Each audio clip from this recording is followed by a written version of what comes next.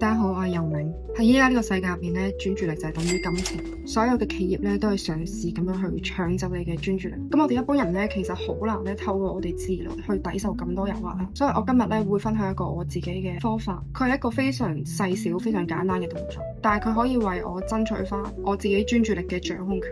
呢個動作咧就係熄咗你手機大部分 Apps 嘅 Note， 你可以留低翻你嘅生產力工具啦，你工作上面需要用嘅通訊軟件啦，又或者有啲朋友你哋有一啲理財用嘅工具 Apps 咧，我覺得都可以留低。咁但係除咗呢三樣嘢咧，喺我角度嚟講，其他咧大部分 Apps 咧嘅通知咧，其實都係一啲宣傳嘅信息啦，又或者對我哋嘅生活其實冇一啲好大嘅影響嘅通知。同埋其實呢啲通知咧，就算喺我哋生活之中消失咗咧，都唔會太影響我哋嘅日常生活嘅。咁我講緊咧，其實係包括一啲娛樂嘅 Apps 啦，同埋一啲 social media。我依家自己咧，其實都係熄晒嘅。我只會係咧特定嘅時間，即係我都係會玩 social media 噶嘛。咁我只會係喺一日特定嘅時間入面咧，我會開翻隻 Apps 出嚟睇翻我啲 bro send 俾我嘅 game reels 同埋嗰啲狗屎垃圾。咁喺我正經做緊嘢同埋我自己休息緊嘅時候咧，我就唔會受呢一啲嘢打擾啦。咁我之前其實好多條片都有講過，我哋人嘅專注力係好有限啦，大概差唔多20分鐘左右啦。咁如果你喺呢20分鐘入面咧，你俾其他嘢打斷咗嘅話咧，你又要重新調整翻狀態噶啦。你可能睇落以為係微小咁樣去覆咗一個 message， 用你差唔多幾分鐘嘅時間啦。task to task 咁樣一路 switch 嘅時候，呢個動作咧係花費你好多嘅精力嘅。你每一次咧喺一個 task 入邊轉去另一個 task 入邊嘅時候咧，其實你都已經係要做一個重新調整狀態咁嘅動作。